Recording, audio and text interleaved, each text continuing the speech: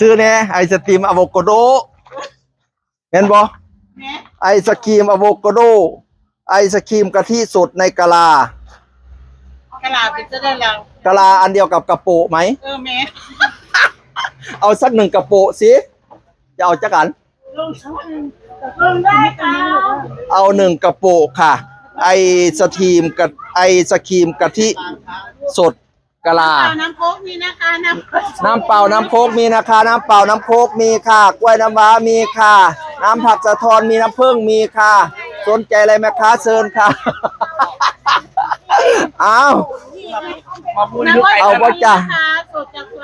สดจากสวนจากกล้วยหวีใหญ่ๆค่ะเอาไหมคะเอาไหมคะโอ้ยลูกค้าเขาบอกมาซื้อให้ค่อยแน่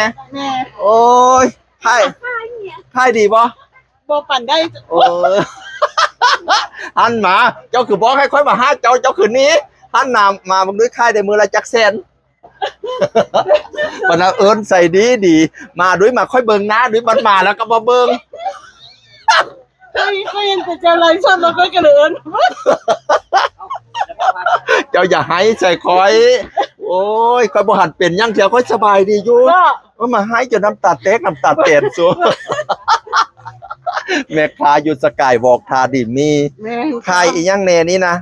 ขายน้ำเพิงวัดเท่าไรนี่จ้า200จ้าใบแดง2ใบจ้าโอ้ยมีเทิงเบบแบนเบบกลมเนาะว้า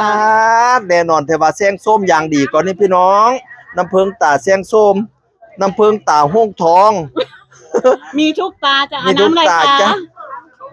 น้ำผักสะทอนเอาอะไรดีจ้ามาซื้อให้แน่มาซื้อให้แน่กล้วยจ้ากล้วยจ้ามาถ่ายแบบนี้เอาถ่ายรูปมืดบ่มองกล้องถ่ายก็ดีๆเดี๋ยวยันมันคือมองกล้องอีละมองกล้อง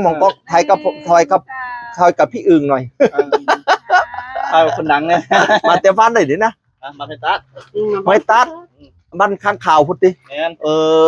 มาเตะไม้ตัดกับไม้ตัดจ้ะอันนี้มาเตะได้นี่นะอันนี้มาเตะฮาดิมีบอกแล้วก็ว่าจะว่าจะทาดิมีบอกก็ยังเจอแล้วอันก็เป็นแต่ที่จับเจอแล้วบอกสัตว์แต่ทาดิมีเด้อทาดิมีค่ะบอกเป็นทาดิมีนะ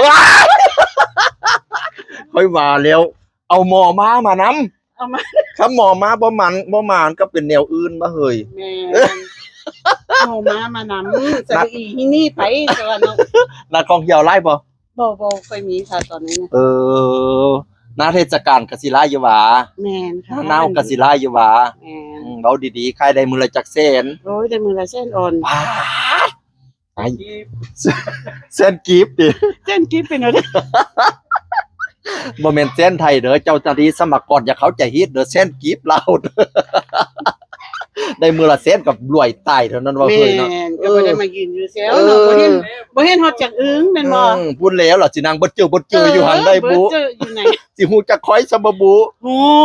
คันได้ค่ายได้มือละเส้นจางก็บอกเอิ้นใส่ค้อยนี่นะ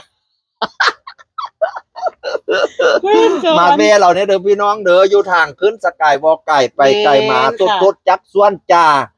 น้ำเพิงหลักกาเอาเองจ้ากว่าสิได้แต่ละคอดตอดจะมาโปเบิดยังกระโปเบิดเนาะแม่นกะหังล่างคือข้างล่างก็โปเบิดความเจ็บความปวดจงให้ไปความใหญ่ความโปจงคงทีแม่โบเขาเอิ้นว่าร้านเจยังเนี่ยหาเขาจักมาเวนอันนี้นะติจ้าร้านเจยังตะโบแน่จำชื่อเจ้าของก็บ่ได้สุร้านเจยังล่ะสู้ซะร้านเจยังเจเมกร้านเจเมกจ้าค่ะมาเวร้านเจเมกนั่นนะคะน้ำอ้อยสดๆนะคะจากสวนจ้าจากสวนจ้าร้านเจเมกค่ะอย่าลืมบอกว่าเจอึ่งแนะนำมาจะได้ส่วนลดอีก 80% จ้าโอเคจ้าสวัสดีครับเจสวัสดีค่ะสวัสดีค่ะ